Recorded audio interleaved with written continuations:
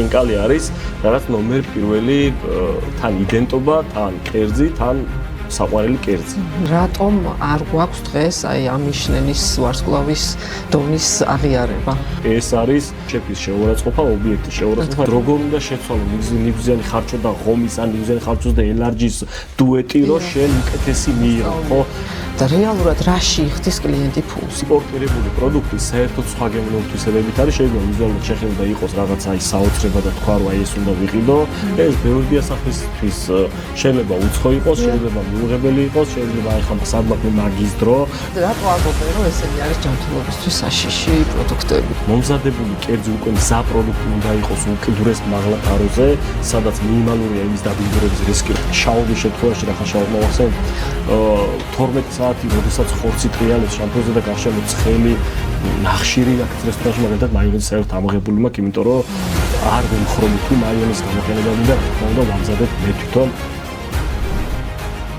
მოგესალმებით, თქვენ უყურებთ პოზიტიურ პოდკასტს. სანამ ჩვენ საინტერესო სტუმარს გაგაცნობთ, აუცილებლად უნდა გთხოვოთ მხარდაჭერა არხის განვითარებაში. თუ მოგწონთ ჩემი ვიდეოები, აუცილებლად დაალაიქეთ, დააკომენტარეთ და გააზიარეთ. დღეს ჩვენი სტუმარია ლისი ვაინის შეფ-მზარეული ბექა ხარშილაძე, რომელიც თავის საინტერესო და მრავალფეროვან გამოცდილებაზე გვესაუბრება. ბექა, მოგესალმები, დიდი მადლობა ჩვენთან სტუმრობისთვის. ჩემთვის დიდი პატივია თქვენი სტუმრობა დღეს. ასევე ჩემთვის გამარჯობა, მოგესალმებით, მივესალმებით თქვენს მაყურებელს, გისურვებთ ძალიან ბევრ წარმატებას და მადლობა მოწვევისთვის. ძალიან დიდი მადლობა თქვენ. ესეთი კითხვით დავიწყოთ. რომელი კერძი უყვარს ქართველს? ქართველს ცოტა ისეთი კითხვა. ქართველს უყვარს კერძი, რომელიც აერთიანებს არაერთ გემოს. მაგალითი რო ავიღოთ ძალიან პრიმიტიულად, შემიძლია ვთქვა ესე უცბად, არის ხინკალი. ანუ არ მეგონება ქართველი, რომელსაც არ უყვარს ხინკალი. აი ესე სუბუქად, მარტივად, იმიტომ რომ გაერთიანებულია რამოდენიმე ინგრედიენტის ბაზით იღებ რაღაც უნიკალურ გემოს, შედეგს, ვიზუალს და თითქმის როგორ თქვა, შემდგარი არის. თითქმის არა, შემდგარი არის ბოლომდე ეს კერძი, იმიტომ რომ წვენი გააქვს, ხორცი გააქვს, ცომი გააქვს, მოხარშული არის, დიეტა გინდა, დიეტისკენაც მიდის და რაღაც უფრო სრულყოფილი არის. ნუ რა თქმა უნდა ეს მარტო ეს ხინკალი არ არის, რაც შეგვიძლია ვისაუბროთ რომ ქართველს უყვარს, მაგრამ ამ ეტაპზე შემიძლია გამოვყო უფრო ხინკალი, რომელიც ქართველისთვის ყველგან სასურველი კერძი არის. ყველგან საქართველოში, ევროპაში, არ აქვს მნიშვნელობა სად არის, ყველგან ქართველისთვის ხინკალი არის რაღაც ნომერ პირველი თან იდენტობა, თან კერძი, თან საყვარელი კერძი. ძალიან კარგი, დიდი მადლობა. ეხლა თქვენს პროფესიულ გამოცდილებაზე რომ გადავიდეთ, აი რა გზას გადის ადამიანი აი ამ ჭურჭლის რეცხვიდან პირობითად შეფის, ასე ვთქვათ, ტიტულამდე. ხო, ამას რაც შეეხება, ეს ესე მარტივად შეიძლება ჟღერდეს, იმიტომ რომ შეგვიძლია ვთქვათ, რომ დავიწყეთ ჭურჭლის მრეცხაობიდან, ან დავიწყეთ უბრალოდ ბოსტნეულის გამრჩევიდან და რაღაც ეტაპები გავიარეთ და აი ესე საუბარში ჟღერს, რომ მარტივად და რაღაც პოზიციას აღწევენ ადამიანები და წარმოჩნდებიან შემდეგ უკვე ან შეფი, ან რაღაც მენეჯერი, ან დირექტორი პოზიციებზე, ხო? ანუ რაც შეეხება ამ ყველაფერს, საკმაოდ რთული გზა, იქიდან გამომდინარე რომ უსაშველოდ დიდი გრაფიკი, დატვირთული მუშაობა, სტრესი თან ახლავს, იმიტომ რომ აქ შენ პასუხებელი არ ხარ მხოლოდ იმაზე, რომ კარგად გაფრთხნა კარტოფილი ან კარგად მოამზადო კერძი, ანუ ეს კერძი უკვე უშუალოდ სტუმრამდე მიტანამდე გადის უამრავ გზას და უკვე სტუმარი არის შენი ვერდიქტი.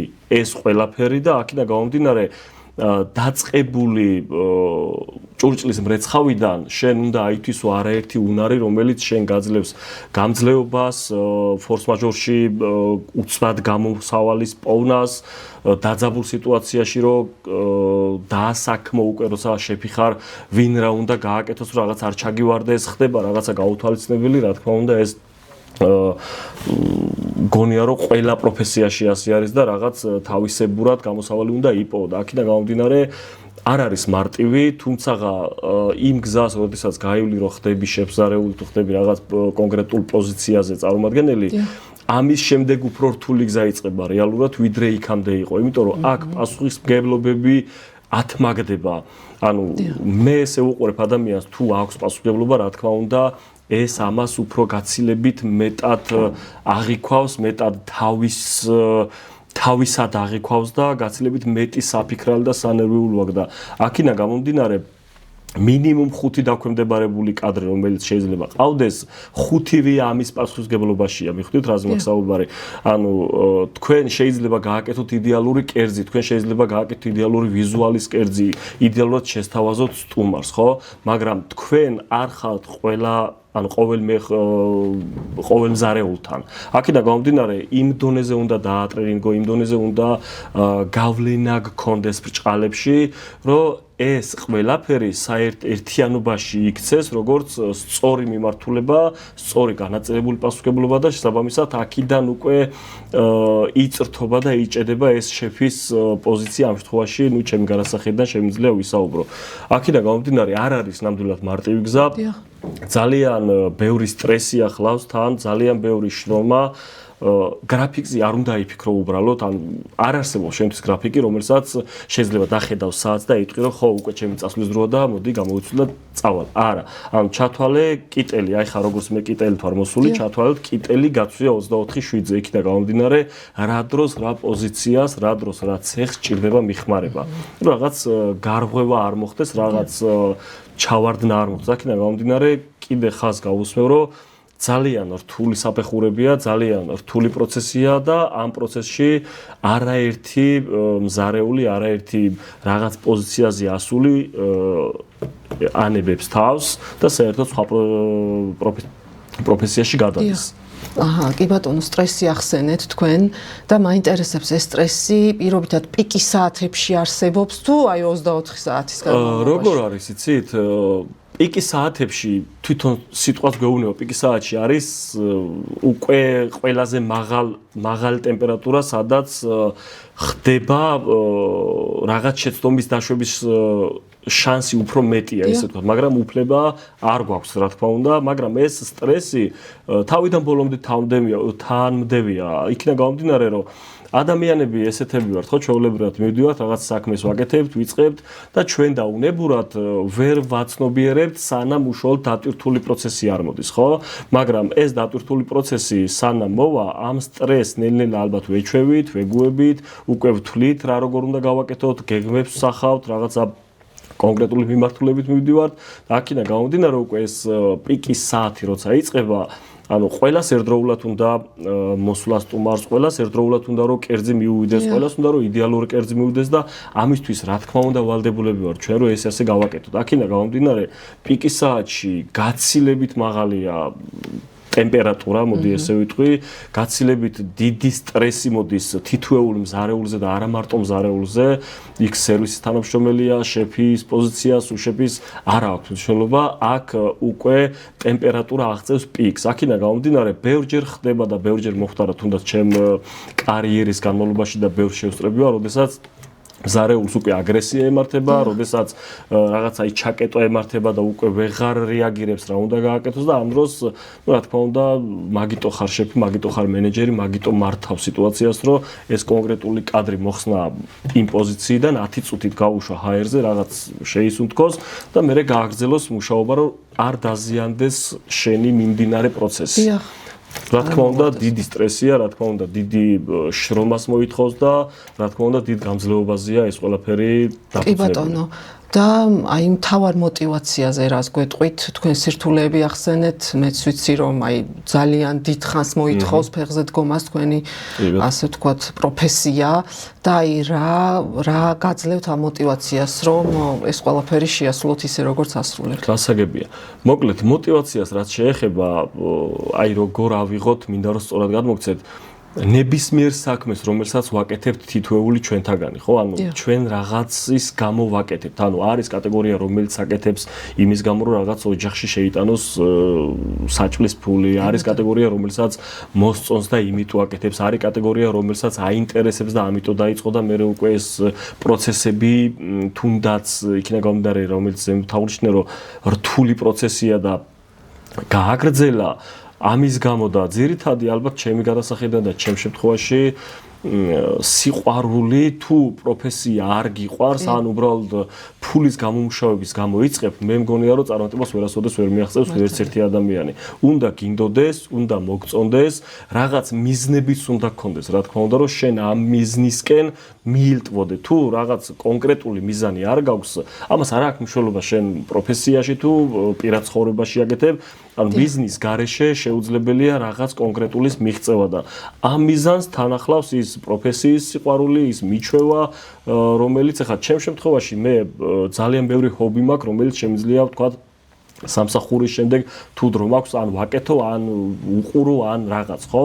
მაგრამ სამსახური არის გადაქცეული პირად ცხოვრებად უკვე, ანუ აქ აღარ არის რაღაც შუალედი, რომელიც გიბიძგებს იმისკენ, რომ შენ მხოლოდ ხელფასის გამო იმუშაო. არა, ანუ ეჩვევი, მიზნებს ისახავ, გიყვარდება და ცდილობ, რომ ჩემ შემთხვევაში ნებისმიერი შემოსული სტუმარი გავიდეს კმაყოფილი და ამ კმაყოფილებამ მომცეს ის ყველა მუხტი, რომელიც მე გავეცი, დავიხარჯე და თითოეული მადლობით, ან თითოეული ხელის ჩამორთმევით და აპლოდისმენტით, ჩემთვის უდიდესი სტიმულია როგორც შეფისთვის და ყოველთვის ეს ემოცია არაერთხელ ყოფილა, არაერთხელ ხდება. დღევანდელ ობიექტზე სადაც მუშაობ, თამამად შემიძლია ვთქვა, რომ ძალიან კარგად მივდივარ და ძალიან ბევრი კმაყოფილი მომხმარებელი ყავს და ამ მუხტს მე პირადად არასოდეს არ ვაჩერებ ჩემთან. ეგრევე შევრბივარ პატარა ბავშვით სამზარეულოში და ყველა მზარეულს ვეძახი და გადავცემ იმ ემოციას, რა ემოციასაც ვღებულობ მე სტუმრისგან. იმიტომ რომ ეს მთავარია კარიერაში, რომ შენ სწორ გზაზე იდგე. თუ შენ იღებ შენიშვნებს, შენ იღებ დაწუნებას, შენ იღებ რაღაც ცუდ მუხტს, უკვე ქრება რა ეს ემოცია და აღარ არის შესაბამისობაში, ხო? აქედან გამომდინარე, სულ ვცდილობ, რომ ნებისმიერი ჩემთან დასაქმებულს ვიტყვი და არავინ გამკიცხავს, ასე მგონია, იმიტომ რომ მე ვარ იქ ამათზე პასუხისმგებელი, მე ვარ ამათზე თავიდან ბოლომდე გადართული, რომ ვასწავლო სწორად რა გზა უნდა გაიარო, თუნდაც მინიმუმ ჩემამდე მოვიდონ, ანუ მე არ ვარ იმ ლეველზე ვთქვათ, რომ სოფლიო დონეზე ვარ გასული, ხო, მაგრამ რაღაც საფეხურები ხო გავიარე და სულ ვცდილობ, რომ ეს საფეხურები გავუმარტივო. იმიტომ როდესაც იყო პერიოდი და ამას ალბათ მერე შევეხებით უშუალოდ საუბარში, მე რო ვიწყებდი სამზარეულოს, იქ საერთოდ სხვა სამყარო იყო და ეს შეიცვალა ეტაპობრივად.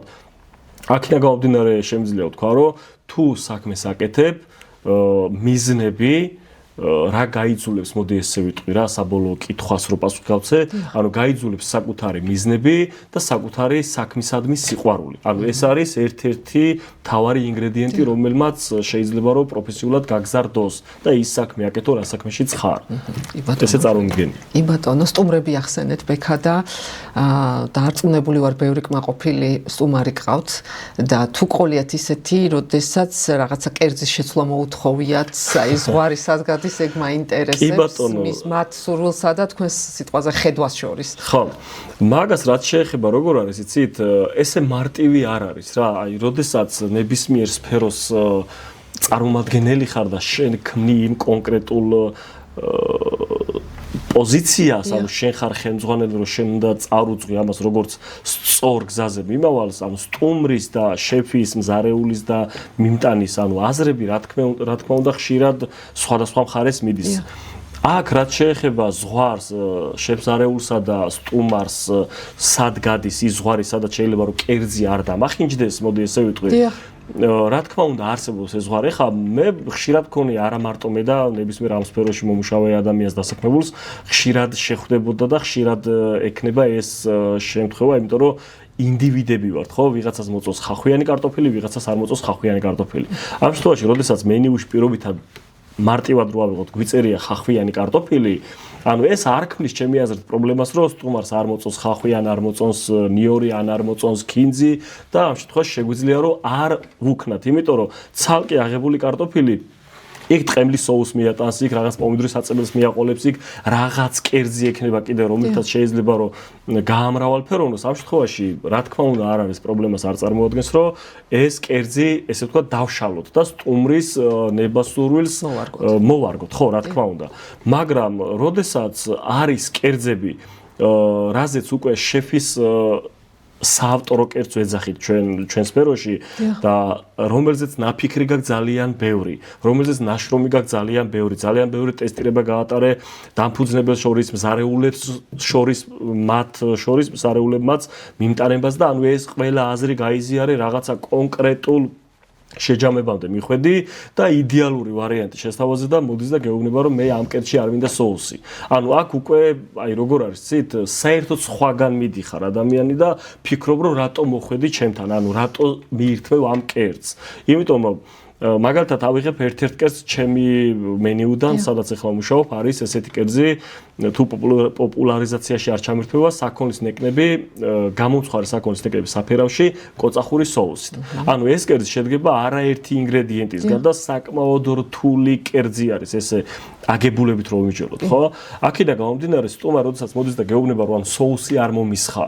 ანუ აქ საერთოდ ირღვევა კერძის სტრუქტურა, აქ საერთოდ სხვა რამეზე გვაქვს საუბარი, ხო? ანუ ნახეთ როგორ არის თუ ვიღებთ ცალკე პიურეს, მაგალითად გადის პიურეთი, არის გამომცხარი ნეკნი თვითონ საქონლის თავის შეზავებით ცალკე და არის соус ცალკე აღებული, ხო? ანუ ეს ცალკე ინგრედიენტად აღებული არ წარმოადგენს არაფერს, იმიტომ რომ ჩვენ თუ მხოლოდ соус ავიღებთ და გავსინჯავთ, რაღაც მძაფრ-გემოს მივიღებთ, სადაც არ გვესიამონება და შეიძლება ბალანსი დაგვირღვიოს, ავიღებთ პიურეს და შეიძლება რაღაც ნაკლები მარილი ვიგრძნოთ, იმიტომ რომ соусმა და თვითონ ხორცმა უნდა დააბალანსოს. არის ხორცი, რომელიც თვითონ გამომცხარია და ფაფუკია პირობითად და სუნელებს შეზავებულია და საფერავის არომატით არის და ამ დროს შენ მეუბნები რომ соуსი არ მოასხა, ანუ ბალანსს საერთოდ არ ღვევ. ანუ იქ შენ მე კერძს ვერ შემიფასებ, ხო რეალურად, ანუ ვერ მეტყვი იმას რომ ეს კერძი იყო კარგი, ან ეს კერძი იყო ცუდი და აქედან გამომდინარე, რა თქმა უნდა, არის ეს ზღვარი გავლებული ძალიან დიდი კედელი, სადაც ამ კონკრეტულ შემთხვევაში კერძს ვერ დაშლი, ან ვერ მოარგებს სტუმარს. თუმცა კიდე გავიმეორებ, რომ არის შემთხვევები, რა თქმა უნდა, ხშირი შემთხვევა, როდესაც სტუმარი მოითხოვს, რომ ანუ ასეთი მინდა, ან ისეთი მინდა და შეძლების დაგვარად ყოველთვის ვცდილობთ, რომ სტუმარს რაღაც გემონური თვისებებით მოვერგოთ. მაგრამ განმეორდები, არის სიტუაცია, როდესაც ცალსახად სტუმარს უბრალოდ ვერ გავითვალისწინებთ, იმიტომ რომ ეს არის ზედმეტში თუ არ გამომივა საუბარი, შეფის შეურაცხყოფა, ობიექტის შეურაცხყოფა, იმიტომ რომ მე ვიწვალე ობიექტის წარმომადგენელმა, ვიწვალე შევქმენი, ვიფიქრე, ამაზე ღამევათენე, ბევრი შრომა დავხარჯე, ბევრი ენერგია დავხარჯე. დაგიწერე მენიუში, მოხვედი, კითხულ და მეუბნები რომ ეს დამიშალე. ანუ ეს უბრალოდ არის მიუღებელი, ამ შემთხვევაში რა თქმა უნდა სტუმართან მივდივართ და ზრდილობიანად ვუხსნით, ვახედებთ შიდა სამზარეულოში რაღაც დოზით, რომ იმ ადამიანმა არ იგრძნოს თავი როგორც უპატიცემულოდ. რა თქმა უნდა, სტუმარი არის, საქართველოში სტუმრის სტატუსი კიდე მოგეხსენებათ რა დონეზეა ატანილი და აქედან გამომდინარე ვცდილობთ რომ მაქსიმალური ბალანსი ვიპოვოთ. თუმცა რა თქმა უნდა ხდება შემთხვევები, როდესაც ან უკმაყოფილო რჩება სტუმარი რაღაც დოზით, ან უკმაყოფილო თვითონ შეფის პოზიცია და სამზარეულო, იმიტომ რომ ეს არ უნდა გამიკეთებინა, იმიტომ რომ შენ ეს სტრუქტურა ჩამოშალე. გასაგებია. აი მაინტერესებს პროდუქტები ახსენეთ ქართული და აი ამ მაღალი ხარისხის პროდუქტების ნაწილში თუ გვეტყვით, როგორ ინარჩუნებთ პირობითად თქვენი ობიექტი ასეთ მაღალი ხარისხის პროდუქტებს და აი ქართული ბაზრების კვლევასთან დაკავშირებით თუ ენდობით ეგ მაინტერესებს. ძალიან რთული პროცესია, პირდაპირ შემიძლია დავიწყო ამით, რომ ანუ უზომოდ რთული პროცესია, რომ სამზარეულოში დღეს შევინარჩუნოთ მაღალი ხარისხი. იქინა გამომდინარე, რომ ჩვენ ხო ძირითადად ჩვენი ქვეყანა დამოკიდებულია იმპორტირებულ პროდუქტზე, ხო? ანუ აქედან გამომდინარე, იმპორტირებული პროდუქტი, როდესაც შემოდის, შეიძლება იქ ითქმის და არის მოცემული, რომ ერთ და იგივე ხარისხია, მაგრამ ეს ხო გადის მრავალ საფეხურს, სანამ უშუალოდ მოვა ჩემამდე რესტორანში, რომ მე ეს უკვე დავამუშავო და გამოვიყენო შესაბამის როგორც კერძად გადავაქციო, ხო? აქედან გამომდინარე, ის პროცესი ჩვენ და სამწუხაროდ ირღვევა, რაღაც დოზით შეიძლება პირობითად ავიღოთ რაღაც ინგრედიენტი, რომელიც მოდის გაყინული, ხო? და უნდა ინახებოდეს მაგალითად -18 გრადუსზე. აქედან გამომდინარე, ხშირად ხდება სადისტრიბუციო კომპანიებში, სადაც არ არის შესაბამისი ტრანსპორტირება, ხშირად ხდება, სადაც ობიექტებზე მიდის პროდუქტი და შემდეგ სანამ უშუალო კერძის მოზადებამდე დაიწყებენ, არ არის შესაბამისი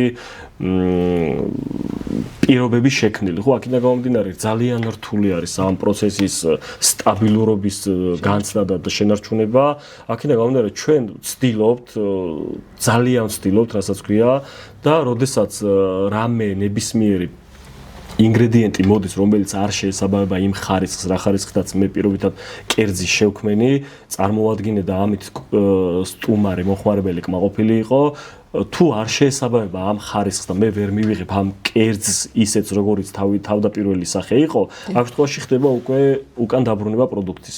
ანუ ეს დისტრიბუტორებთან, მომწოდებლებთან, კერძო პირები თუ ვისაც მოაქვს ეს კონკრეტული ბაზარი, მოდი ესე დავარქვათ, ანუ იქ რა თქმა უნდა ხდება მიღება, ჩანიშვნა, წონების შედარება, ხარისხის შედარება, ნიტრატებზე გასინჯვა, ძალიან დიდი პროცესია, რომელსაც გადის და აქედან გამომდინარე თუ რამე არ შეესაბამება იმას, რაც უნდა იყოს იმ კონკრეტულ ობიექტზე, რა თქმა უნდა, ხდება უკან დაბრუნება და მერე ჩანაცვლება უკვე ან იმ დღეს, ან მეორე დღეს და თუ ვერ და არ გაქვს მარაგი, ну, რა თქმა უნდა, აჩერებ იმ კონკრეტულ პოზიციას და სტუმარს ეუბნები, რომ ну, რაღაცის გამო ამ ეტაპზე დღეს არ გვაქვს ეს კერძი პირობითად. თუმცა ძალიან რთული პროცესია თვითონ ეგ ყველაფერი, იმიტომ რომ არის როგორ არის იცით სეზონური პროდუქტები. ხო გვაქვს ახლა ჩვენ საქართველოში მაგალითად აი კიტრი შემოდის, პომიდორი შემოდის, ხილი შემოდის და ეს ცვალებადობა კიდე ცალკე პრობლემაა, იმიტომ რომ იმპორტირებული პროდუქტი საერთოდ სხვა გემოვნებითი არის, შეიძლება ვიზუალურად შეხედო და იყოს რაღაცა აი საოცრება და თქვა რომ აი ეს უნდა ვიყიდო, მაგრამ ვერ იღებ იმ ხარისხს, იმ გემოს, იქიდან გამომდინარე რომ ჩვენ ქართველებს სამწუხაროდ თუ საბედნიეროდ, უფრო საბედნიეროდ გვაქვს იმის საშუალება, რომ გემრიელი ინგრედიენტები გქონდეს. ხორცი გემრიელი გქონდეს, ბოსტნეული გემრიელი გქონდეს, ხილი გემრიელი გქონდეს, ყველი გემრიელი გქონდეს, ხო?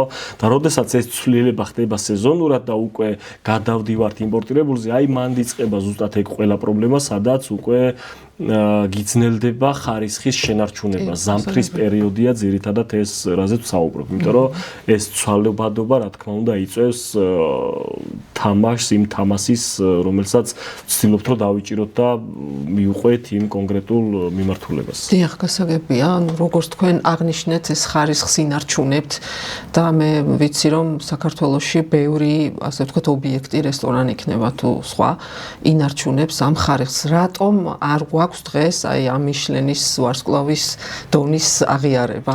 თქვენი აზრით. ხო, რაც შეეხება მიშლენის ვარსკვლავს, თითოეული მზარეულისთვისაც კი, რომელიც უკვე სამზარეულოში მყარად დადგა და უკვე თვლის თავის თავს მზარეულს და პროფესიულად გაიზარდა და განვითარდა, ან კოლეჯი დაამთავრა, ან მერე უკვე პრაქტიკულად დაიწყო თვითონ და წამოვიდა და რაღაც საფეხურებზე ავიდა, ნებისმიერი რესტორნის მფლობელის, ნებისმიერი შეფის, ნებისმიერი მზარეულის პირდაპირ ოცნება მიშლენის თუნდაც ერთი ვარსკვლავი. ამ შემთხვევაში ეს არის ალბათ წარმოუდგენელი სიხარული, რა თქმა უნდა, ჩემ შემთხვევაშიც და არაერთი შეფის შემთხვევაში კი არა, ალბათ ყველა შეფის შემთხვევაში. რაც შეეხება იმას, საქართველოს რატო არის ასე შორს, მე თამამად შემიძლია ვისაუბრო მაგ საკითხზე იქიდან გამომდინარე, რომ მე როდესაც ამ სფეროში ვიდგავდი ფეხს, ესე ვთქვა და ვეკიდებოდი და ვიწყებდი, მაშინ ძალიან ცუდი ტენდენცია იყო. ამას გეუბნებით უახლოეს წარსულიდან 10-15 წლის წინანდელს, იქიდან გამომდინარე, რომ მზარეული, სიტყვა მზარეული არ არსებობდა, იყო სიტყვა პოვარი, იყო ბრჭყალებში კუხნა და ეს როგორ ვთქვათ, სტერეოტიპები დაიმსხვრა უკვე ეტაპობრივად. საკმაოდ განვითარებული პერიოდები წამოვიდა, საკმაოდ მალე განვითარდა და ჯერჯერობით სამწუხაროდ კიდე არ ვართ იმ ლეველზე, მოდი ესე ვიტყვი, სადაც შეიძლება რომ მიშლენის გიდი შემოვიდეს, მიშლენის სტატუსი მიიღო, რაღაც წოდება ჰქონდეს, ჯერჯერობით არ ვართ ამ ეტაპზე, თუმცა ჩემი აზრით და ჩემი შეხედულებით ძალიან ნიჭიერთაობა მოდის, ძალიან შრომის მოყვარე მოდის, რა თქმა უნდა, ზარმაცების გამოერევიან ამ ბუნებრივია და ვთვლი, რომ უახლოეს 10-15 წელიწადში არ არის გამორიცხული ჩვენ საქართველოში არ ვიცი რომელ ობიექტზე, არ ვიცი რომელი შეფი, არ ვიცი რომელი მეპატრონე არ გამოვრიცხავ, რომ უახლოეს 10-15 წელიწადში ჩვენი ქვეყანა აღმოჩნდეს მიშლენის რუკის დაფარვის ქვეშ. აქედან გამომდინარე შეგვიძლია ვისაუბროთ იმაზეც, რომ სამწუხაროდ ბევრი რესტორანი არის ისეთი საქართველოში, რომელიც არც ხარისხს უყურებს, არც რაღაც მიზნისკენ მიდის, უბრალოდ არსებობს, უბრალოდ ის თავის შემოსავალს ნახულობს და სამწუხაროდ მორგებულია იმ კატეგორიაზე, რომელსაც არ აინტერესებს სუფთა მაგიდა, კარგად დამუშავებული პროდუქტია თუ გემოვნურად გემრიელი არის კერძი. ანუ ესეთებიც ხდება და შემიძლია ესეც ერთ-ერთ არგუმენტად მოვიყვანო, რომ ამის გამოც დღესდღეობით ჯერჯერობით საქართველოს არ არის იმ კონდიციაში, სადაც შეიძლება რომ მიშლენის ვარსკვლავზე ვისაუბროთ. სამწუხარო რეალობა ეს არის ამ ეტაპზე და რაც შეეხება კიდევ ძალიან არ მიყვარს ხოლმე და თან ძალიან მიყვარს ხოლმე ამის ანუ ორი კონტრასტია. საბჭოთა კავშირმა იმხელა დაღი დაგვასვა როგორც ჩვენ კულტურულ მემკვიდრეობას და გასტრონომიას, რომ თამამად შემიძლია ვთქვა, რომ მინიმუმ 100 წლით უკან გადაგვაგდო მინიმუმ მოშალა ის ტრადიცია და ის სტრუქტურა, რაც ჩვენ გვაქვს და ჩვენი იდენტობა იყო და აქედან გამომდინარე ძალიან რთული პერიოდები გამოიარა, თუნდაც 90-იანებიდან მოყოლებული და ამიტომ ვიძახი, რომ იმ პერიოდიდან მოყოლებული საქართველოში არ არსებობდა მზარეულის კულტი, არ არსებობდა შეფის კულტი, არ არსებობდა როგორც გასტრონომია და ეს ხო უკვე ბოლო წლებში ჩამოყალიბდა და ამ ბოლო წლების გავლენამ მოახდინა ეფექტი ამ ყველაფერს და აქედან გამომდინარე ეს მაძლევს საფუძველს იმაზე ვისაუბრო, რომ უახლოეს 10-15 წელიწადში არ არის გამორიცხული, რომ საქართველოში გამოჩნდეს მიშლენის რაღაც ხაზი, რომელიც კიდევ უფრო ძალიან დიდ мотиваციას მიცემს, კიდევ უფრო ძალიან დიდ მიზნებისკენ წაგვიყვანს და ძალიან დიდ ცნობადობას მოგცემს მთელი მსოფლიოს მასშტაბით. ნამდვილად, ჩვენი ქვეყანა ნამდვილად იმსახურებს ამას. წარსული ახსენეთ ბექა და აქ უნდა გკითხოთ. ადრე ითვლებოდა, რომ აი პირობითად თუ არ ვიცოდით კვერცხის შეწვა, რაღაცა უფრო საამაყო ამბავი იყო, ხო ეს და ეხლა პირიქით არის. ანუ დებენ ამ კონტენტებს ძალიან ბევრი ბლოგერია, ფუდ ბლოგერი და ასე შემდეგ და მაინტერესებს თქვენთვის, ანუ ვიზუალურად უფრო მომგებიანია ეს კერძი თუ გემოვნური თვისებებით გამორჩეული? აქ როგორ არის, იცით? მაგალითად რო ავიღოთ სოციალური ქსელები, სადაც აჭრელებულია არაერთი კერძის ფოტო, არაერთი ვიზუალი, რაღაც ყვავილები დაყრილი, რაღაც ფერადები.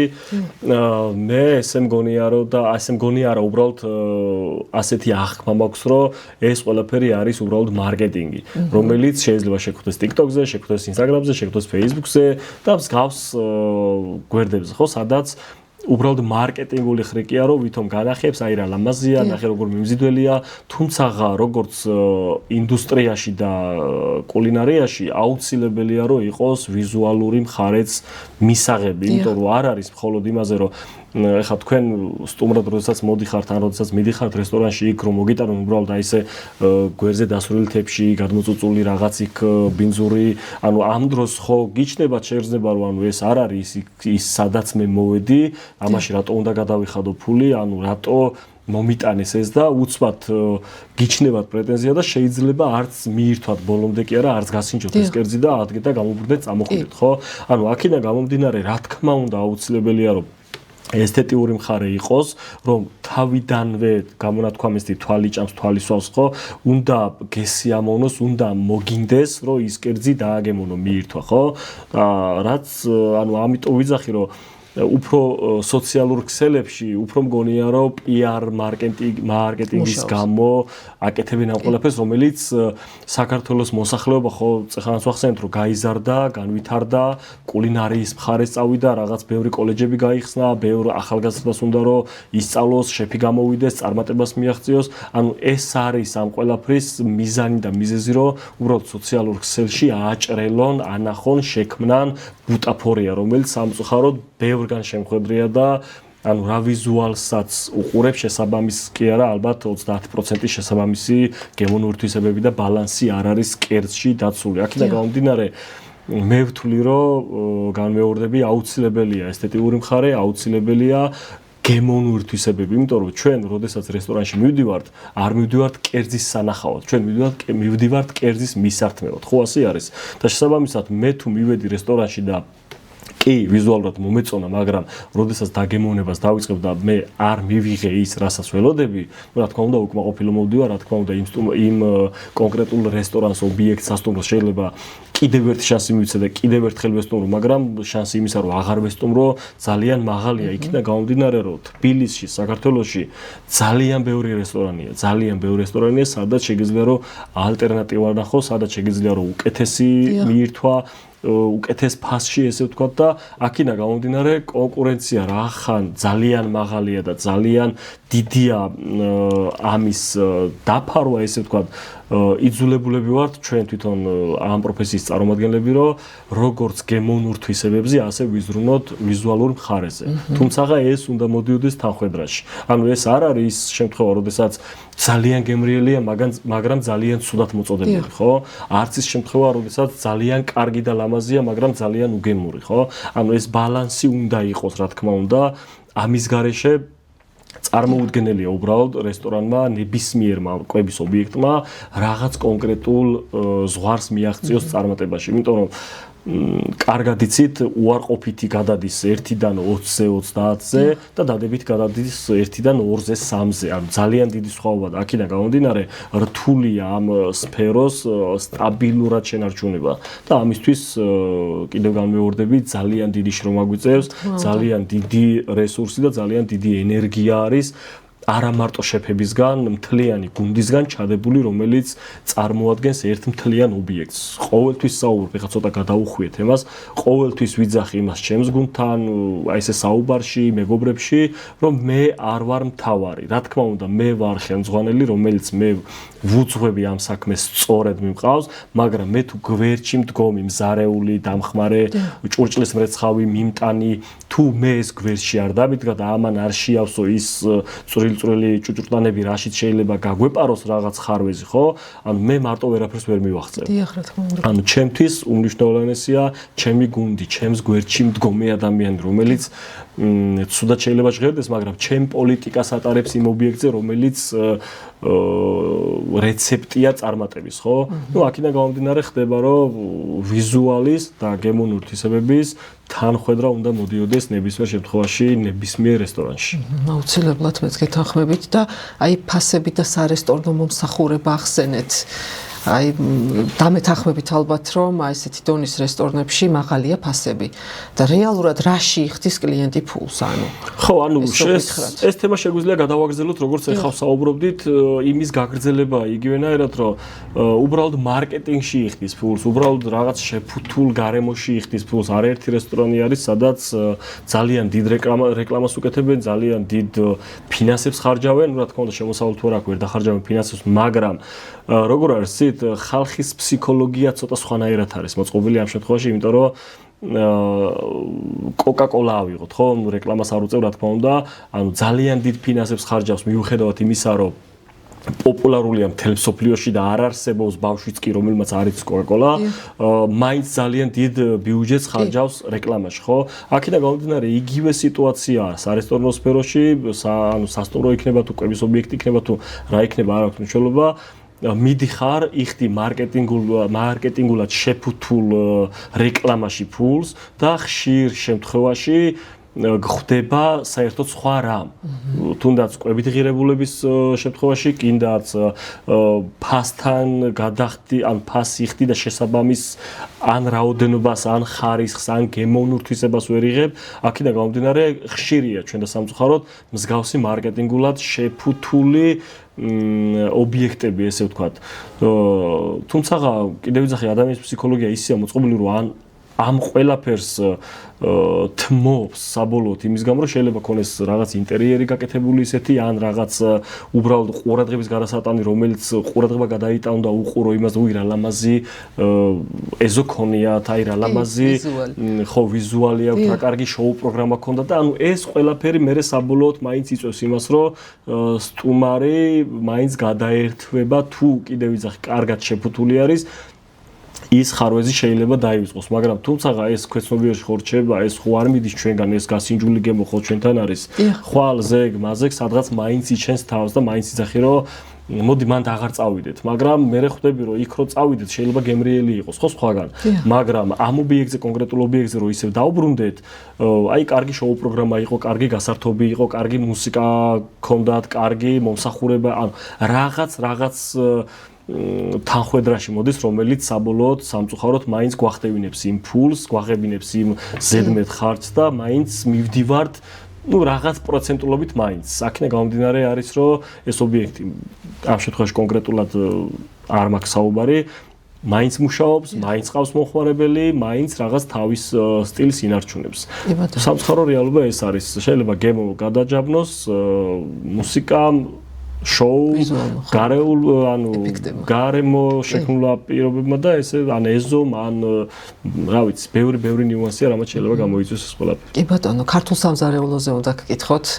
ხინკალი ახსენეთ და მაინტერესებს ეს ქართული სამზარეულოს მოდერნიზაციას თუ ეთანხმებით რაღაცნაირად. უნდა შევეხოთ თუ არა ხინკალს და ასე შევხაჭავ. როგორ არის იცით? გარდაუვალია. მე პირდაპირ და ხმამაღლა შემიძლია განაცხადო ის, რომ ხელშეუხებელი ქართული კერძები გვაქვს, რომლის მოდერნიზაციაც არის დანაშაული, მოდი ესე ვიტყვი. ხინკალი თავშივე ვახსენე, სრულყოფილებაა თვითონ ცალკე აღებული ხინკალი, რომელიც კიდე განმეორდები, რომ წვენს, ხორცს, ცომს ერთობლიობაში გაძლევს რაღაც პრიმიტიულად პატარა 100 გრამიანი ხინკალი, ხო? აქედან გამომდინარე, ამის რაღაცა მოდერნიზება არ არის სწორი მართლა, უკვე ამას ხინკალი აღარ ქვია, მიხვდით? მაგალითად, ნივზიანი ხარჩო. ეს როგორ უნდა შეცვალო ნივზიანი ხარჩო და ღომის, ნივზიანი ხარჩოს და ელარჯის დუეტი, რომ შენ უკეთესი მიიღო, ხო?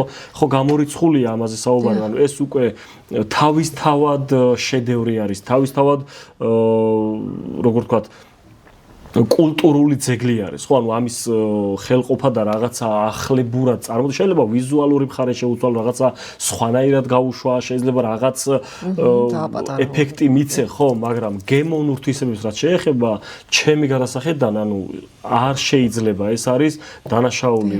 იგივე შეიძლება ვისაუბროთ იმაზე, რომ ჩვენ ხო მოგზაურობთ სხვადასხვა ქვეყანაში, ჩვენ ხო ჩავდივართ იტალიაში, გინდა გერმანიაში, გინდა სხვადასხვა ქვეყნებში, ხო?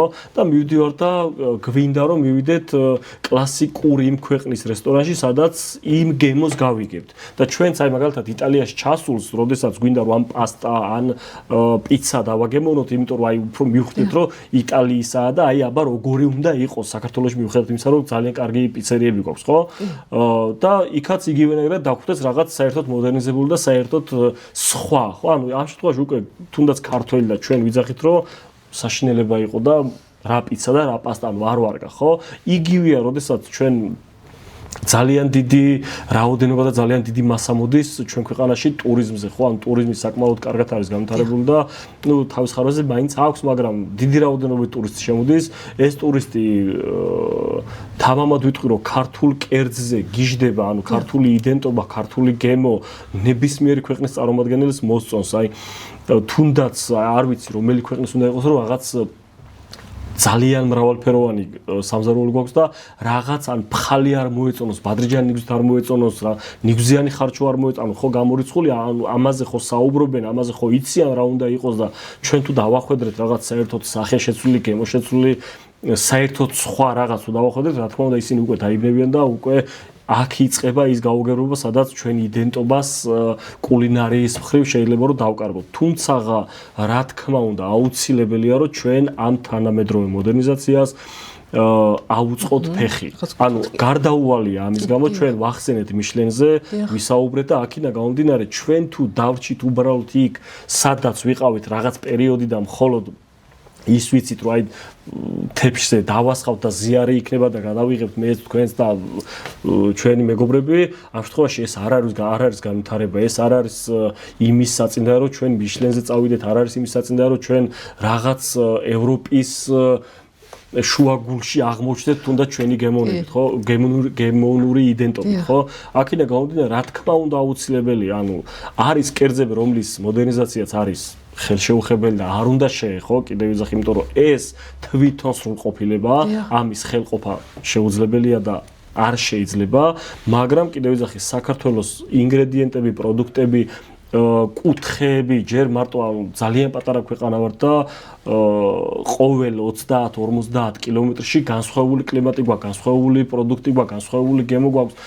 ეს ყველაფერი მეტყველებს იმაზე, რომ ჩვენ გვაქვს საშუალება იმისთვის, რომ განვითარდეთ სხვა რამე უკეთესი ვაკეთოთ, რაღაც მოდერნიზაცია გავაკეთოთ, რაღაცა ახლებური გავაკეთოთ, დავაინტერესოთ სიახლითაც, ხო, რა თქმა უნდა, მაგრამ არ შეიძლება იმ იდენტობის დაკარგვა, რასაც ქვია ხინკალი, რასაც ქვია ხარჩო, რასაც ქვია, რა ვიცი, ძალიან ბევრი შემიძლია ჩამოთვალო ამ შემთხვევაში რა.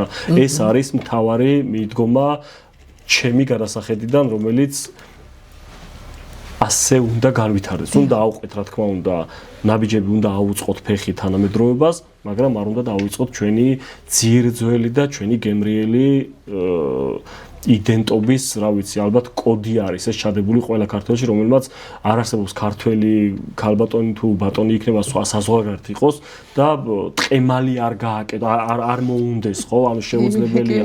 მე მყავს მეგობრები, რომლებიც ესპანეთში ცხოვრობდნენ, სადღაც ეხლა დღესაც საზღვარგარეთ არიან და რაღაც როცა ხდება რომ ან გამოგზავნა ან რაღაც ამანაც უგზავნი, ანუ ტყემალი არ დაგავიწყდეს, მიხვდით? ანუ რა დონეზე ძალიან მაგარი соусია თვითონ ტყემალი ცალკე აღებული, რომელიც თამამად შემიძლია ვთქვა, რომ ანუ იდეალური соусია.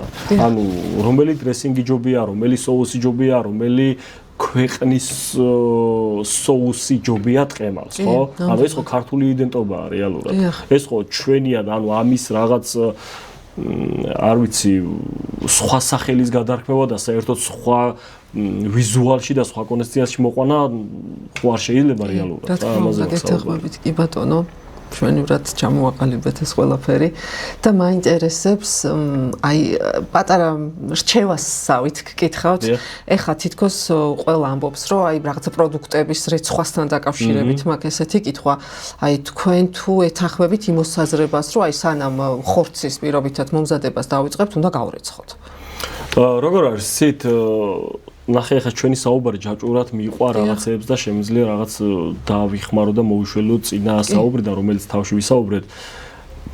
მიუხედავად იმისა, რომ ჩვენი ბაზარი არ არის სტაბილური, არ არის იმ დონეზე განვითარებული და იმ დონეზე მოწესრიგებული სამწუხაროდ კიდე შემიძლია ვთქვა, რომ იმ დონეზე არ ვართ მისულები, რომ იდეალური მიწოდება გქონდეს ერთი, ანუ A პუნქტიდან B პუნქტში, ანუ A პუნქტამდე ხომ მიდის რაღაც პროდუქტი, მე ეს მუშავდება იქ რაღაც ნაწილებად, მე მოდის B პუნქტში, მე აქ უნდა დამუშავდეს და მე უკვე კერძი მომზადდეს, ხო? ანუ სამწუხაროდ ეს ჯაჭვური ხაზი დარღვეული არის და აქინა გამომდინარე უშუალოდ კერძის მომზადებამდე, რასაც ქვია პროდუქცია, მაგალითად ხორცის გარეცხვა, ჰასპის სტანდარტები თუ ავიღებთ, არ შეიძლება. ანუ ხორცი არ უნდა გაირეცხოს ჰასპის სტანდარტებიდან გამომდინარე, იმიტომ რომ იქ მერე მაცივარ შენახვის შემთხვევაში ბაქტერია იღვიძებს, ბაქტერია ვითარდება, გემნოურთვისება ქვეითდება და ნუ ბევრი მიზეზი, ხო? თუმცა კიდე გავმეორდები, რომ რახან ამ ჯაჭვს გადის და ამ ჯაჭვში რაღაც რგოლი ვარდება და არ გვაძლევს საშუალებას იმისა, რომ ჩვენ ვიყოთ სანდოობა კარგავს, ანუ არ გვაქვს საშუალება იმის ჩვენ რომ მომზადებამდე თუნდაც ხორცი არ გავრეცხოთ. ანუ აუცილებელი ხდება, მიხვდით, რაზე მაქვს საუბარი. ანუ ამაზე მე არაერთ ჰასპის წარმომადგენელთან მქონია საუბარი, ჰასპის ხელმძღვანელთან და აი მსჯელობა მქონია იმაზე, რომ რატო უნდა გაირეცხოს მაგალითად ჩემ შემთხვევაში, როდესაც სამზარეულოში ვიღებ ხორცს. უნდა გაირეცხოს მხოლოდ და მხოლოდ იმიტომ, რომ მე გარედან მოტანილზე ბევრჯერ შემხედრია მაგალითად აი ბაზრებში რო ავიღოთ ბაზრები დიდ ხის ჯირკვლზე დაჩეხილი ხორცი, რომელსაც ეს ნაწილაკები მოყვება. შემდეგ მე ამუშავებ პირობითად პენოპლასტი, ანუ დაფა შესაბამის დაფაზე და იქაც შეიძლება სულით მოგიწევს მუშაობა ან დანით და იქაც რაღაც ნაწილაკი მოყვება და ამის იმის იმედზე რომ უბრალოდ შეიძლება შეწვის დროს ან მოხარშვის დროს რასაც ვეძახით ზედმეტი მოხდას ან თავის მოხდას ვსახით, იქ ამოიტანს ამის იმედზე ვერ დავრჩებით, იმიტომ რომ ეს შეიძლება რაღაც გადაიკეცოს, რაღაც ისეთ ადგილას მოხდეს, საიდანაც არ გამოვიდეს და უკვე კვების პერიოდში მოხდეს ან სტუმრის, ან ჩვენს ორგანიზმში და იყოს მავნე. აქედან გამომდინარე ხშირ შემთხვევაში, რა თქმა უნდა, მომზადების წინ აუცილებლად გვიწევს თუნდაც ხორცის გარეცხვა. თუმცა აქაც არის საფეხურებად ჩაშლილი რა ხორცს იყენებ. ანუ შენ თუ იყენებ ხა არგენტინულ ხორცს, ან თუ იყენებ ხა ვაგიოს, თუ იყენებ რაღაც სტეიქს, ანუ ამის გარეცხვა დაუშვებელია, არ შეიძლება, იმიტომ რომ ის თვითონ იმ დონეზე გაქვს დამუშავებული, მოწოდებული, დავაკუმებული თუნდაც გარემო პირობებიდან შექმნილი და მოტანილი შენამდე, რომ ანუ ამის გარეცხვით ყველანაირ გემონურთვისობას კარგავ, ყველანაირ ეფექტს, ანუ აცლი იმ ყველაფერს მიხვდით, რაზე მაქვს საუბარი და აქედან გამომდინარე კიდევ ვიძახი არის ხორცში თუნდაც რაღაც საფეხურები, რომელსაც რა თქმა უნდა არ უნდა გაირეცხოს და ისე უნდა მომზადეს, ისე უნდა შეიწვას სტეიკად, ისე უნდა მივირთვათ თუნდაც შიდა ტემპერატურა ხშირ შემთხვევაში სტეიკის მოყვარული ვინც არიან ახლა გამიგებენ ვერ აღწევს 60 გრადუსზე მაღლა 70 გრადუსზე მაღლა თუ ავიდა უკვე მედიუმში გადადის და შეიძლება ვიღაც არ მოწონდეს და ხშირად 45 გრადუსია 50 გრადუსია შიდა ტემპერატურაზე მაქვს საუბარი და ეს ხო ცალსახად არ არის თერმულად დამუშავებული მაგრამ ეს კონკრეტული ხორცი ამისთვის არის შექმნილი ამისთვის გამოიყვანეს ეს ჯიშები რომ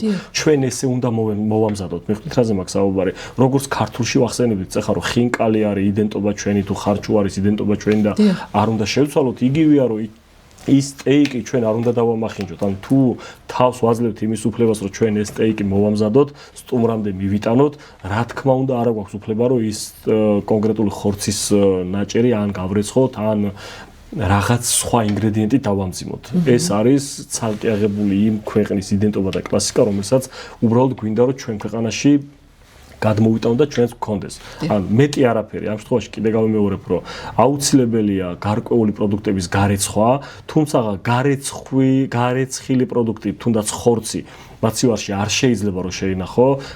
ძალიან ბევრი ბაქტერია მრავლდება, მით უმეტეს აი ოჯახის პირობებში ხშირად დიასახლისები უშვებენ შეცდომას, სადაც აი მაგალითად უბნის მაღაზიიდან ხორცის მაღაზიიდან მოიტანეს ცელოფის პარკში ჩადებული ხორცი ხო ამას ახლა ძალიან ცხელა და ერთ საათში დავუმუშავებ და აიღებენ და დებენ მაცივრის თაროზე არ აქვს მშველობა ზევით ქვევით თუ რომელზე ანუ ეს უკვე თვითონ დაბიძურებული არის იმიტომ რომ შენ მინიმუმ მანქანაში ჩადე ხო მინიმუმ იქ დახლზე გედო ხო მინიმუმ რომ მოხვედი სახლში მაგიდას და მე მაცივერში ანუ ამას ბაქტერიები თან დაყვება ხო აქედან გამომდინარე ეს უნდა აიღო, გადაიტანო, ან დაავაკუმო, თუ გაქვს ამის საშუალება და თუ არის, რა თქმა უნდა, ოჯახში ვაკუუმის აპარატი, რომ გერმეტულად იყოს, ან გერმეტულ კონტეინერში უნდა ჩადო, სადაც თავს დაახურებ და დადო ყველაზე ცივ ადგილას მაცივარში, ну, არა საყელოში, არამედ პლუს მაცივარ, სადაც უფრო მეტად ცივი ტემპერატურაა. ანუ ეს არის სწორი შენახვის მეთოდი, ის ერთი დღით თუ ინახავ პირობითად იმ პროდუქტს, მაგრამ თუ შენ უკვე უნდა გამოიყენო, მოიტანე ბაზრიდან და უკვე უნდა გამოიყენო ინგრედიენტი, რა თქმა უნდა, დაამუშავო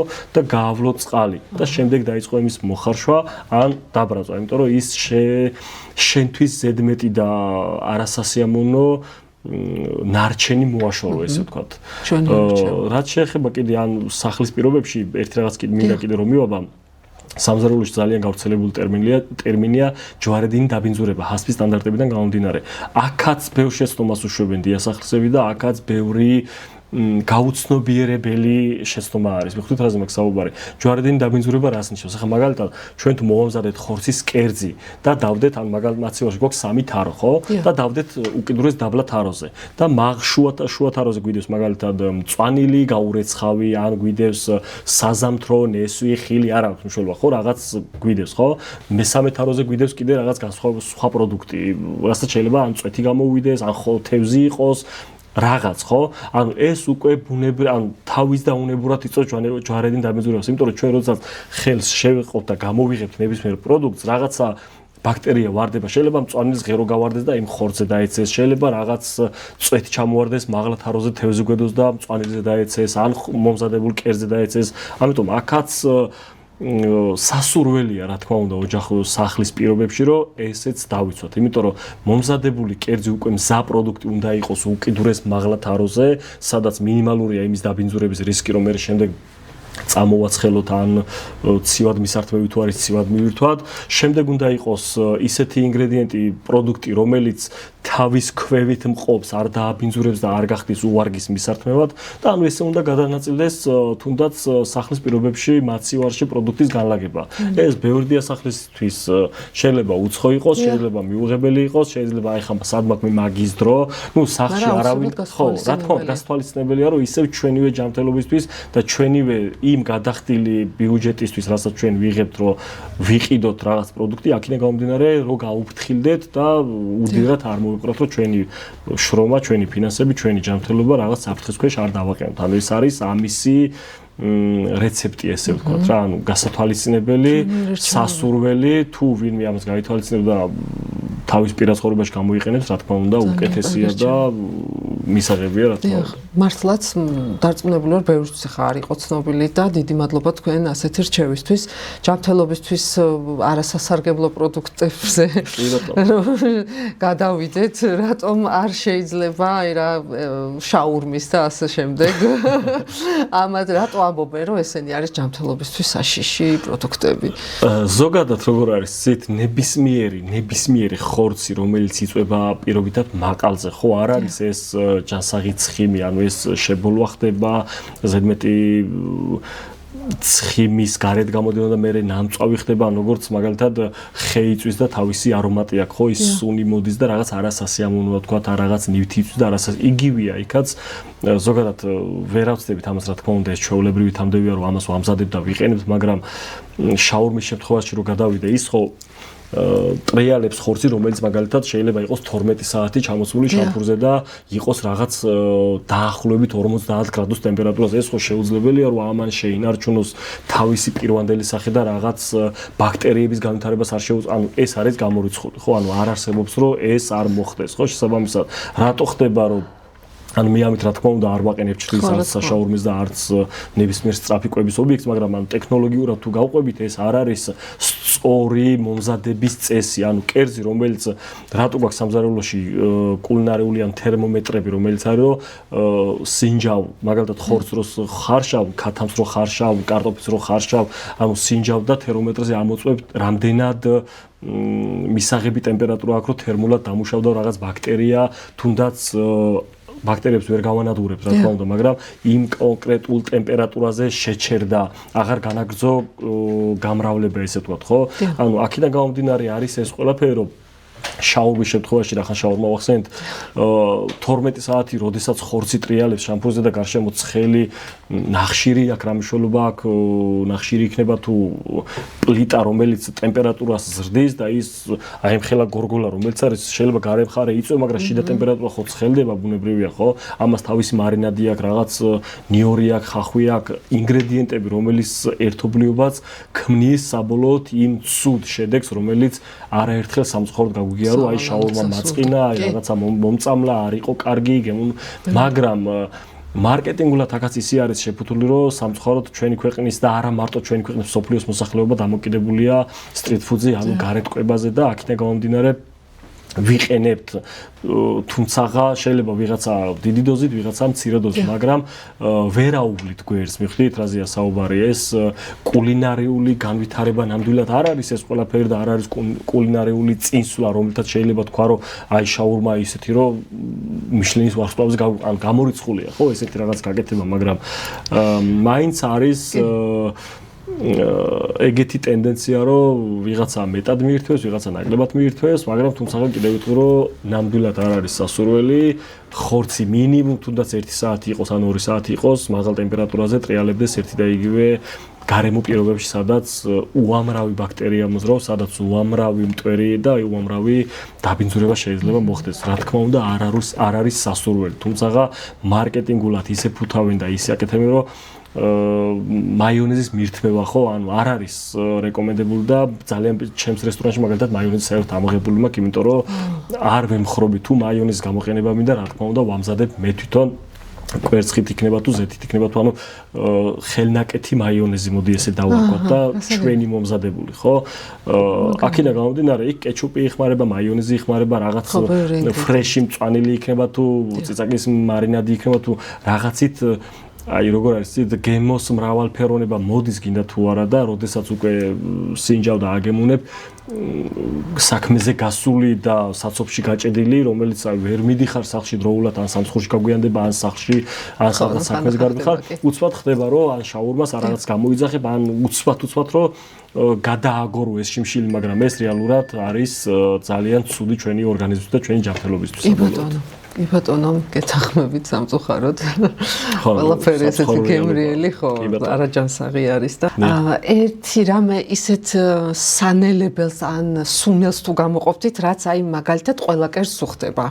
მან როგორ არის იცით ეხლა ცოტა ჩამჭრელი კითხვა იმიტომ რომ კულინარიაში და კულინარი ადამიანის და შეფისთვის არ არის ისეთი ერთი სუნელი რომელიც შეიძლება რომ რაღაც აღტაცებას წოდოს და კონკრეტული ის ერთი იყოს ყველაფერში კარგი ანუ ესეთ რაღაცა თან ეხლა საქართველოში მოგეხსენებათ უამრავი სუნელი გვაქვს და უამრავი არომატი გვაქვს ვახსენეთ კიდევაც სხვადასხვა მთებში სხვადასხვა ტერიტორიაზე ხო ამას რაც შეეხება მე შემიძლია ჩემთვის საყვარელი სუნელი ან სცენარე დავასახელო რომელიც შეიძლება ჩვეულებრივ სუნელადაც გამოიყენება და ვახსენე კიდევაც ტყემალი რომელიც ამ ტყემალი წარმოუდგენელია ომბალოს გარეშე ხო ანუ იმდენად დომინანტური გემო აქვს იმდენად არომატული აქვს რომ ტყემალს თუ ომბალოს არ უშვები რაღაც ყოველთვის გაკლია და ვერ იღებს შესაბამის ხო ანუ ჩვენი соуსია ხო ქართული соуსია რო რეალურად ხო ანუ ამას არ არის აღიარებული სამწუხაროდ როგორც соуსი და უბრალოდ ну კი соусია გავიგე მაგრამ აი როგორც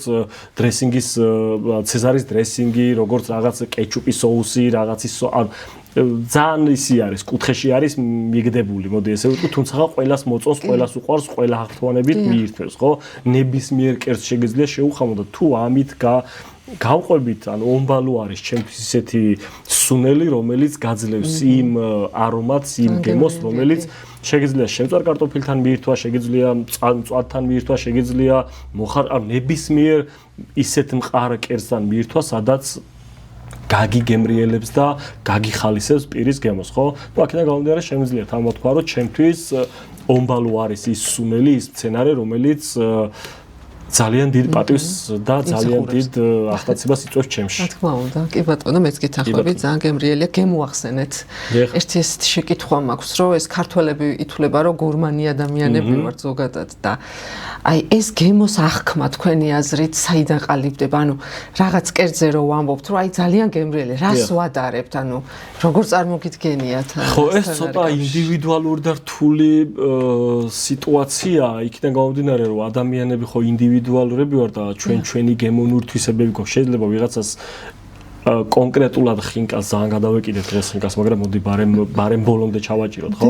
შეიძლება ვიღაცას ხინკალი მოწონდეს, ძალიან კარგი ხინკალია თქვას, მაგრამ მივიდეს მეორე მეგობართან ერთად და არა, მე ის ხინკალი მირჩევნია, ხო? აი მაგალითად სხვა რესტორანში ნატახტაში რო ვჭამე პირობითად, ხო?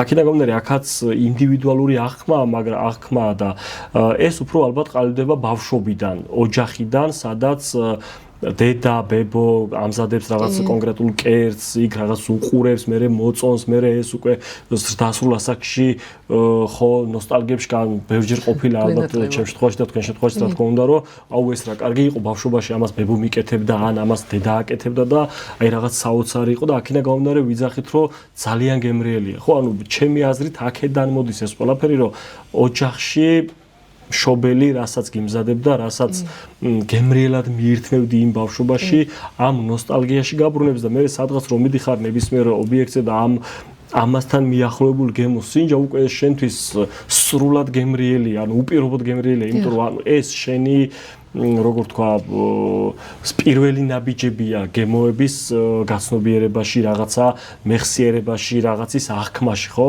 და ანუ რახან ამაზე მიდიხარ და ეს ყველაფერი უკვე გიბიზგებს იმისკენ რომ გაგახსენა, დაგაბრუნა, დაგანაყრა და კმაყოფილი ხარ უკვე იძახ რომ ძალიან კარგი არის. თუმცა არის ისეთი გემოები, რომელიც შეიძლება ბავშვობაში საერთოდ არ გაგვისინჯავს, მაგრამ დღეს შევხვდა რაღაც თანამედროვე კულინარია ვახსენეთ, ახალი მოდერნიზაცია ვახსენეთ, ხო? ანუ შეგხვდა ხო გასინჯე და რა თქმა უნდა მოგეწონა იმიტომ რომ ის დაბალანსებული სიმჟავე, დაბალანსებული სიცხარე, დაბალანსებული მარილი, დაბალანსებული ცხიმიანობა 1000 მაგალითი რაც შეიძლება მოვიყვანოთ, რომელიც შენ პირის რეცეპტორებს, ანუ გემოებს, გიღვიძებს, სიამოვნებს, რაღაცა ის სიმჟავის არომატს სიმჟავეს გიტოვებს, რაღაცა ფრეშ გემოს გიტოვებს, ან რაღაც გემოებზე, რომლებიც უკვე ვახსენე ბავშვობიდან გამომდინარე გიჩნდება ეტაპობრივად და ვითარდები, უკვე აქედან გამომდინარე იძახი რომ ეს კერძი გემრიელია და გურმანობას რაც შეეხება ქართველების უდაოდ გურმანები ვართ, უდაოდ კარგი ჭამას მაგვიყვარს, უდაოდ ვიცით გემრიელი რა არის და ცუდი რა არის. წარმოუდგენელია ქართველი იყოს, ან ქართველი არ იყოს გურმანი და კონდეს შესაბამისი გასტრონომია, ხო? რასაც დღეს ჩვენ თამამად ხმამაღლა ვიძახით, რითაც ვამაყობ და რითაც მართლა მსოფლიოზე გავაქვს და არაერთი ქვეყნის მოქალაქე არის აღრთოვანებული ქართული გემოთი, ქართული სუნელით, ქართული რეცეპტით, ქართული იდენტობით, ხო, რაღაც ამ ყველაფერით. ნუ აქედან გამომდინარეა, ჩემი აზრით, რომ ეს გურმანობა და იდენტურობა გემოს ან რაღაც კერძის წარმოქმნა და ამ ყველაფრის მე უკვე აი ეს ჩვენ როგორ სუფრები ვიცით, სადღეგრძელო იქ ღვინო უნდა იყოს, იქ რაღაც კერძი ხაშლამა უნდა იყოს, რაღაც კერძი ისეთი უნდა იყოს, რომელსაც გავიზიარებთ და ჯერ მარტო ის კულტურა რადგირს, აი ხინკალი ავიღოთ, წარმოვიდგინოთ, რომ მაგიდას ჩაგვიდგეს ხინკალი და გამორიცხული, ანუ არ არსებობს პრეცედენტი, როდესაც იღებ პილპილს მაგალითად და არ ეკითხები შენს გვერდზე მჯდომს რომ დავაყარო თუ არ დავაყარო, იმიტომ რომ ანუ ეს კულტურაა ცალკე ხო აღებული, აქედან გამომდინარე ეს გურმანობაც, ეს პატივისცემა, ეს რაღაცა ერთმანეთის ნაზავია, რომელიც საბოლოოდ გვაძლევს იმას, რასაც უკვე ქართული კულინარია ქვია, რასაც ქართული გასტრონომია ქვია, რასაც ქართველი გურმანი ქვია და ნუ ეს არის ალბათ ამ ყველაფრის მიზეზი და მიზანი, რასაც საბოლოოდ ერთიანობაში ვკრავთ. ბატონო, ძალიან დიდი მადლობა და ბოლო კითხვა ესეთი იქნება, აი შეფობის მსურველ ადამიანებს რას ურჩევთ? რა თვისება უნდა კონდეს ესეთი გამორჩეული, თუნდაც ერთი რო დაასახელო. რაც შეეხება შეფობის მსურველ ადამიანებს, ჩემს სამზარეულო ვახსენდა, არ დავიღლები ამის ხსენებით, ძალიან კარგი სტაფი ყავს მართლა და ძალიან ხშირად ვსაუბრობ ჩემს სტაფთან ამაზე, ანუ მე არ მიღია ჯერ კადრი, რომელთანაც არ მისაუბრია მიღებაზე, ანუ როდესაც გასაუბრება ქონია, არ მისაუბრია იმაზე, რომ შენი მიზანი რა არის სამზარეულოში. შენ თუ გინდა რომ გახდე წარმატებული, ანუ წარმატებული ჩემი გარასახიდან არ ნიშნავს იმას, რომ 24/7 ტელევიზიაში იყო რაღაც, ანუ წარმატებული ნიშნავს იმას, რომ შენი თავი განავითარო, რაღაც მაღალ დონეზე ახვიდე, იცოდე რა როგორ უნდა გააკეთო, იცოდე რა როგორ უნდა მართო სიტუაცია, როგორ უნდა მოირგო და აქინა გამომდინარე სულ საუბრობ იმაზე, რომ იყავით შრომის მოყვარეები, გქონდეთ პასუხისმგებლობა, ანუ პასუხისმგებლობა როგორ რაღაცა იცით, ვახსენე კიდევაც, ან აქვს ადამიანს, ან არა აქვს, ხო? თუ არ აქვს პასუხისმგებლობა ადამიანს, ამას ესე ვერ დაიჭირდა, ვერ ასწავლი, რა იმას უნდა გააჩნდეს ეს შინაგანად. ჩვენი ძალიან დიდი მადლობა რომ გაგვიზიარეთ ეს. პირიქით, მადლობა თქვენ რომ მომეწით საშუალება ამ ყველაფრის მომეთქვა. ძალიან საინტერესო იყო თქვენთან საუბარი და სულ წარმატებებს გისურვებთ თქვენ. მადლობა ასევე თქვენს და აუცილებლად მიმართავ თქვენს მაყურებელს, გამოიწერეთ არხი, დაალაიქეთ, გადააზიარეთ. მე თვითონ მომხმარებელი ვარ სოციალური ქსელის და ძალიან დიდი სტიმულია რომ ადამიანს თუნდაც ერთი ლაიქით დავეხმაროთ და ჩვენი წვლილი შევიტანოთ. ძალიან დიდი მადლობა თქვენ.